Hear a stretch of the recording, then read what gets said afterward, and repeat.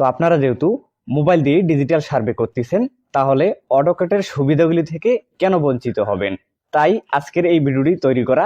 আপনারা কিভাবে অটোক্যাডের মতো ডাইমেনশন টেক্সট ব্যাকগ্রাউন্ড আপনারা ব্যবহার করতে পারেন, সেই বিষয়টি আজকের এই ভিডিওতে দেখানো হবে। আসসালামু আলাইকুম, তৌহিদ ডিজিটাল ল্যান্ডস্কেপ অফিস থেকে আমি সার্ভার মোহাম্মদ তৌহিদুল ইসলাম। তো আজকের ভিডিওতে দেখানো হবে অটোক্যাডের মতো করে ডাইমেনশন টেক্সট ব্যাকগ্রাউন্ড ব্যবহার করবেন কিভাবে। সম্পূর্ণ ভিডিওটি দেখবেন, ইনশাল্লাহ আপনিও এই ডাইমেনশনের নিচে ব্যাকগ্রাউন্ডগুলি ব্যবহার করতে পারবেন বিভিন্ন কালারে। ডাইমেনশন নিচে ব্যাকগ্রাউন্ডটি ব্যবহার করার জন্য অবশ্যই আপনাকে সর্বপ্রথম উপরে যে 3 ডট দেখতে পাচ্ছেন, এখানে একটি ক্লিক করে দিতে হবে। এখান থেকে আপনারা ফরম্যাটে চলে যাবেন।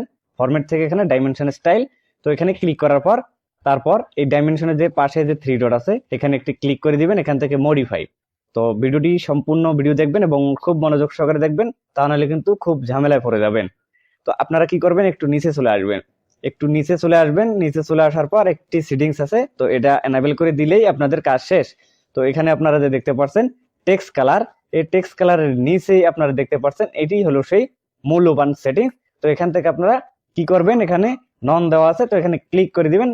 তো এখানে ফার্স্ট অপশন সিলেক্ট করা থাকবে। আপনারা কি করবেন, 3 নাম্বার যে অপশনটি আছে এখানে একটি ক্লিক করে দিবেন। ক্লিক করে দেওয়ার সাথে সাথে দেখবেন যে আপনাদের ডাইমেনশনের নিচে ব্যাকগ্রাউন্ড চলে আসছে।